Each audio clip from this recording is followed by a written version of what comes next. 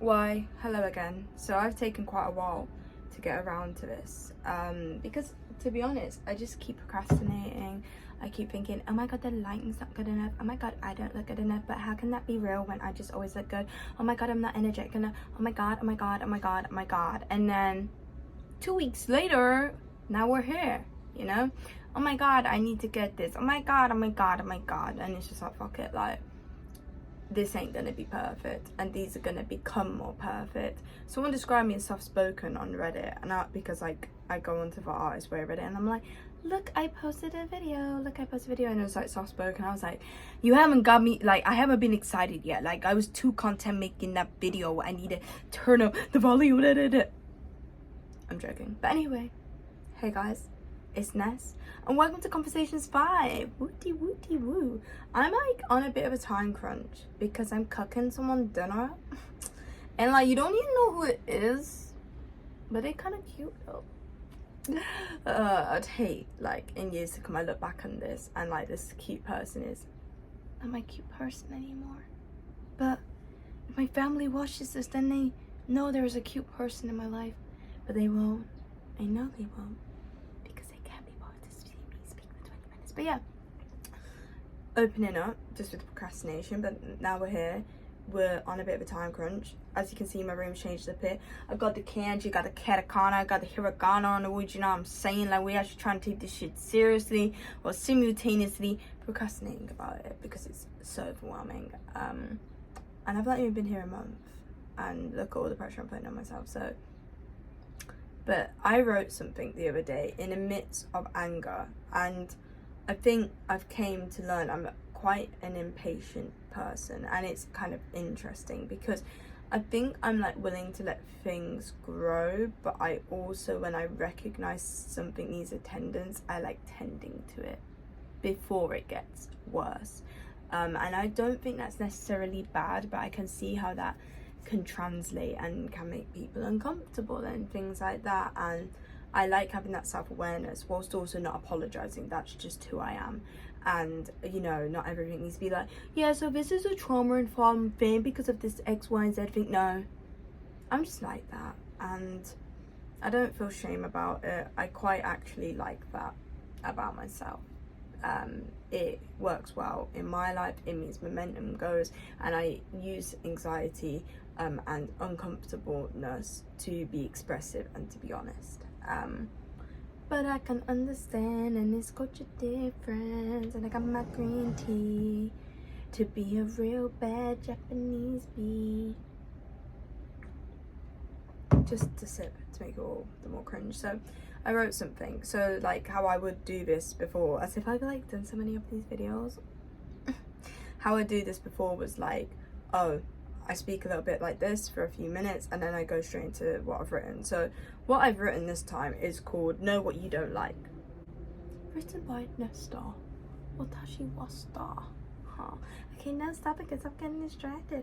Anyway, so know what you don't like. Knowing what I don't like to me is a really useful tool.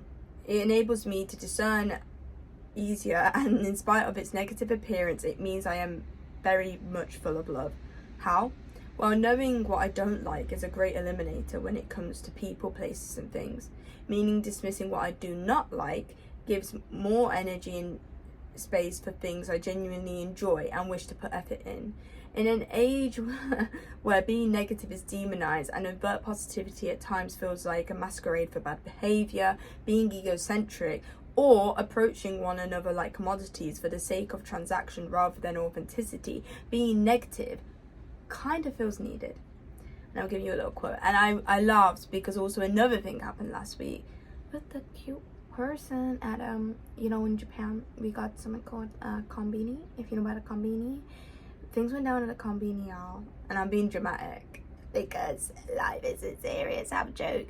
Jodon. I don't know why I said that as a French person. I'm trying to say the Japanese word for joke. Jodon. I don't know, but that's me, a joke. Anyway, I put an Angela Davis quote down. I'm no longer accepting the things I cannot change. I'm changing the things I can accept.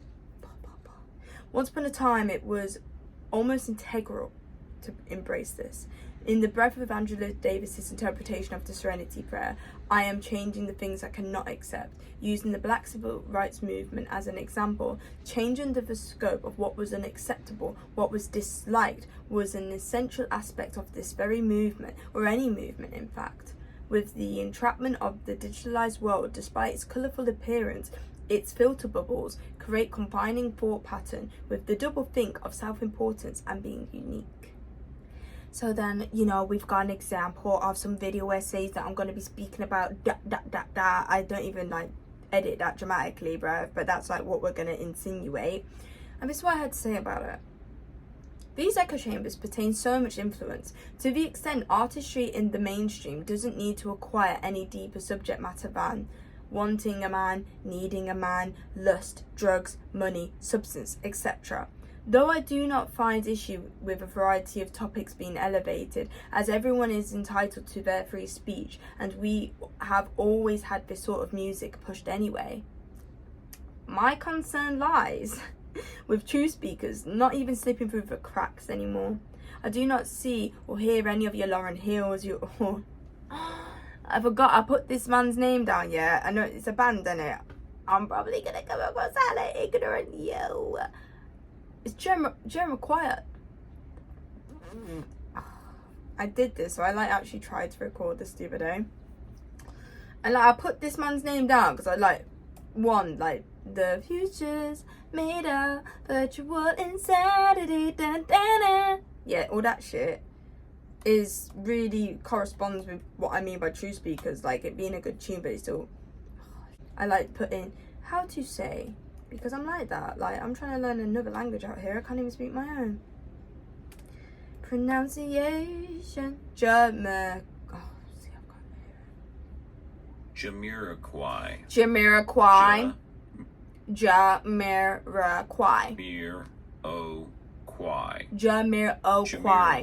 Jamiroquai. Thank you. Oh my god. But anyway, Jamiroquai's or the Beatles or Amy Winehouse's even slipping through the cracks anymore. Where yes, the songs still sound good, was portraying a potent individual message. Now we exist in an age where I have witnessed this in and outside of the music industry. You can only become successful and reach success as soon as you treat yourself like a brand. To the extent we now have various video analysis on this and the likes of Pink Panthers in interviews, brackets, not verbatim, my interpretation, imply it doesn't matter how talented or true you are, marketing is the key to success. This showcases the destruction of soul and the disregard for truly touching people. My intention is to be a brand, to be a title, to be this fixated idea, so I never intimidate my audience. So as soon as I present truth, I will become a mirror, not a source of comfort. And who wants that when you can escape into the safety of a monolith? It makes sense why OnlyFans is uber popular. Uber popular. I was like, yo, let me just show that I'm British because I like writing uber popular. OnlyFans. I didn't mean to say OnlyFans, I meant to say OF, right? Because like I don't want to get demonetized, even though that's not gonna happen, y'all. Because I'm not famous enough yet. Anyway, Tyler the Creator, regardless of his controversies, may be one of the only ongoing artists who possesses the passion, love for his artistry and voice to the degree that he is willing to be disliked for it. I disagree with Ye, brackets Kanye West, but understand the appeal. People crave audacity. Just more good people, good artists have got to start be the ones doing it. I'm not saying me, but I'm like saying me, you know. So I refer in this next excerpt,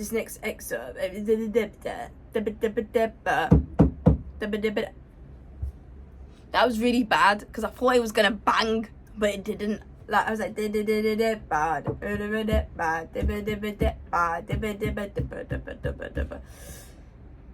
please hire me to be your dubstep producer. Thank you. Sorry, I just also had a memory come in. Like when I was last in London. No, this wasn't the last time I was in London, but within this last week that I was in London.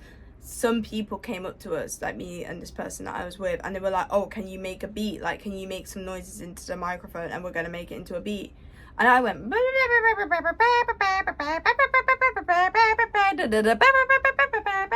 anyway, it's a little side story. It's a West Side Story. I'm so distracted today because I'm having so much fun. But I'm gonna go back into that position so you don't see my stuff.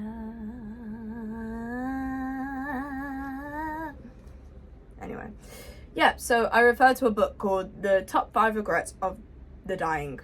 So I whenever I like drop the bar and I say to people, I say people dying, but it's not me dying. Get it? So the top 5 regrets, just to like give you guys a lowdown, to give some context to Harvard reference. 1, living a life true to oneself, not the life others expected. 2, not working so hard, allowing more time for life and loved ones. 3, having the courage to express feelings rather than suppressing them. 4, stay in touch with friends instead of letting golden friendships slip away. I'm so sorry. I'm so full of the hilly billy dibby dibby because I think it's because I'm being productive today, y'all. Like, I got my to-do list. I'm like boom, boom, boom, boom, boom, bada bing. What's next? What's next? I'm not scared. Just tell me what's next. That's currently me. And I was like, well, no, I was counting. It's like, what if I went ichi, ni, san, yo? I know I got that wrong. But guess what, guys? I don't mind looking like a fool in life. It means that I learn and I get by and I have a really good time. And it kind of links into this because I'm like very much of like, I've got to live in my truth and live in the first thing that I want to do. So when I die, I'm like, you know what? I gave that a good bash. Do you know what I'm saying? I gave that a really good go. You know what I'm saying? So, yeah. And then number 5. Number 5. Letting oneself be happier. Choosing joy rather than staying stuck in old habits. As the girlies on the TikTok and the Twitter would say, I banged my tripod. Purr. Catch that tea, sis. I don't know it because I'm not internety enough, but is it like tapping the tea? I don't know. So anyway, next. So I talk about this and this. I promise I will try and be more coherent. I'm just also like, this isn't taking that long and I'm excited. In my I'm Back video, I discussed the avoidance of self. It was a ramble and ways somewhat pedantic.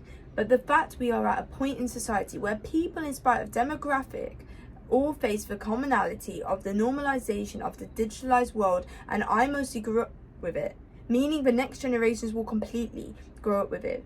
In the book, The Top 5 Regrets of the Dying, a main regret is living authentically, being true to oneself, and mustering the courage to speak openly about one's truest feelings. This era of escape promotes the opposite. This book may drastically one day look like discussions of the regret of voyeurism and vicariously living through a screen. As in my view, the popularity of streamers and the fact sitting and watching others living their life for hours is just plain sad. With that said, this age of voyeurism is distinct. With this constant watching of one another, I'm laughing because there's a name that I'm not going to be able to pronounce, so brace yourself. With this constant watching of one another, whether we are titled Lost Generation or Jonathan Hype. What? That's pronounced hype, bruv. Okay then, cool. Or Jonathan Hype coins us the anxious generation. I find the reasons as to why Generation Z, younger, and those who participate in internet culture are so aimless is because they are constantly running from themselves, and we have too many tools to do that. Too much media, too much books, too many deadlines, too much to do. But with all this abundance brews relentless excuses, birthing laziness. And not Homer Simpson lazy. I don't know why I thought that was like really charismatic to write Homer Simpson, but we're not talking about Homer Simpson lazy. But how Carl Jung depicted laziness to not merely be a lack of discipline, but a protective mechanism against misdirected energy, a sign someone is living an inauthentic life. To preach further on this, One of Jim Carrey's most famous speeches discusses the concept of living out of fear or love, how fear can present itself as practicality or logic. To link back to my music analogy, it is practical to become a brand in a prying society, but is it true to you? All good if it is. But that's the question, is it? Why? This versus your Jimmys. Why? I have never been popular, and I am perfectly okay accepting I never will be. My soul's punishment for not being true to myself is too grave to not be exactly who I am and to embrace that. I live within a society now, Japan, where you are told you can't be you. I know I will ponder on this, but I instantly know I disagree. My YouTube and Instagram may only accumulate a small audience, and that's okay. This is about who, not what. My success does not need anyone's validation. I have just got to like what I am doing, and if I touch someone, that makes me deeply joyful. If I don't, at least I followed my heart. On that note, please touch some grass. I wrote grace. I said, please touch some grace. Please. Pray to the Lord, heaven Jesus. Go to church, touch the floor, and touch some goddamn grace. Manifest that grass to be grace. A to the man. I say A to the man. Can I hear it a bit? A to it. And a bit. And hell Jesus. Amen. I was made to be a troll. Anyway, touch some grass. Tell someone you love them. Speak your mind. Be true. And with all this and whatever comes up in your intuition, use your strength to know what you can and cannot control. Finn. Living. What? I can't do no languages, but I act like I do. 8 in the motherfucking man, bitch. 8. And I put a little quote at the end. And you know what? I'm like, I've rambled a lot and I've been really mad. And I'm like, oh my god, I should take everything. No. This is what you're getting. This is how I feel today. This is how I'm showing up. This is exactly what I'm going to do. If we can literally have pedophiles and rapists rule the world, I think this is okay. Because I remember, you know when you send something to someone, yeah, and they watch it or engage with what you've done and they critique it, bruv. They were like, Ness, when you edit these videos, you should put more cuts in, it's I'm already not that deep of a person, but the fact you're talking the way you're talking and you're not cutting it, it's making it even up. Shut up, man, I like it. How about that? But then, yeah, same people, not saying this person, by the way, I actually like this person's a cool person, but, same people, you want to be like, don't Trump, yeah, look John Trump, but it's like, that's what, okay, says more about you than me, so, yeah. Critiques a lot of the time can suck wiener, and then I guess I could get into a larger debate of hypocrisy and being contradicting and things existing at once and the duality of life. We could get philosophy, baby, but I don't want to be philosophy, baby. And I know the word, but I don't want to say it because I'd have an aneurysm. To conclude, this is the quote. And I finish on, and I'm like, oh my god, I love my hair. Because y'all, if y'all see the previous videos, she wasn't eating like that. She eating now. And when I got the body to match, game over. I hear that. Hide your mans, hide your girls, hide your babams. Oh, it's gonna be crazy out here, y'all. But anyway, this is the quote. We are not the avatars we create. We are not the pictures in the film stock. We are the light that shines through. All else is just smoke and mirrors. Distracting, but not truly compelling, by Jim Carrey. And when I re-listened to that speech, right, and I re-listened to it a lot because in them times of feeling lost and feeling disarrayed by society and the expectations and treatment from others and basically being attacked by the Matrix, it can really freak you out. And then I listened to this speech and he talks about the whole fear and love thing, and I referred to it in it, and it's very grounding to know that it is just smokes and mirrors. We are the light that shines through.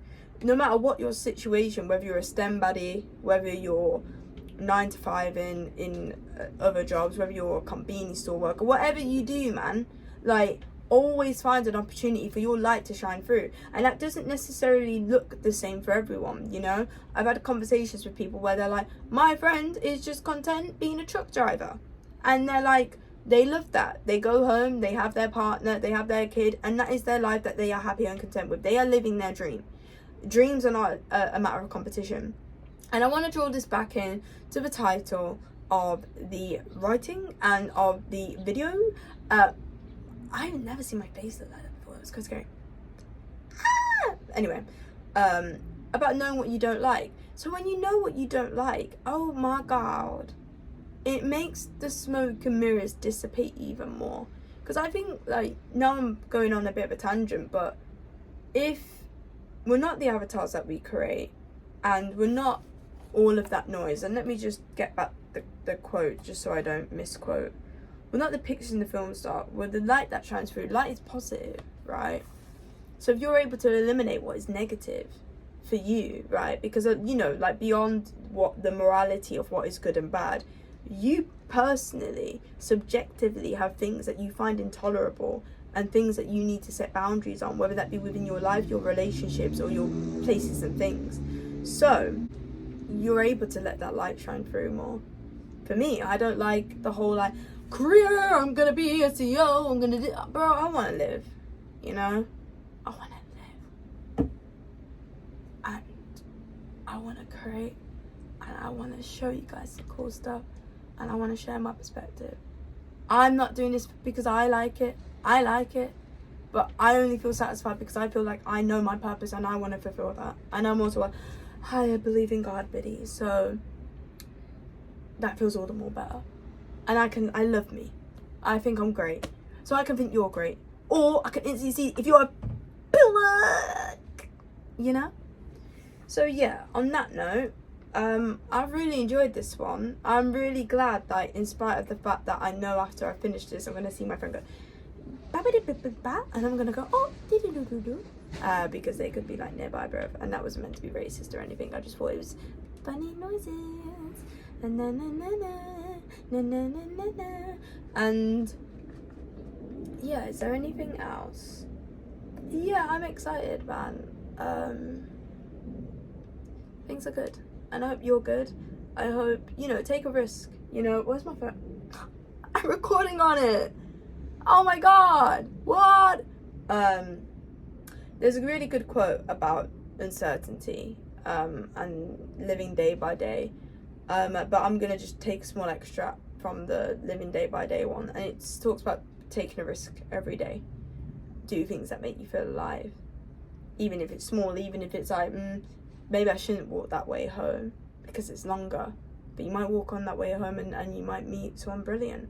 You know, I've had that where I'm like, I can be easy or I can be hard, and then I do the harder thing, and I'm like, that was actually worth it because I feel good. The walk was great. I've spoken to some interesting people.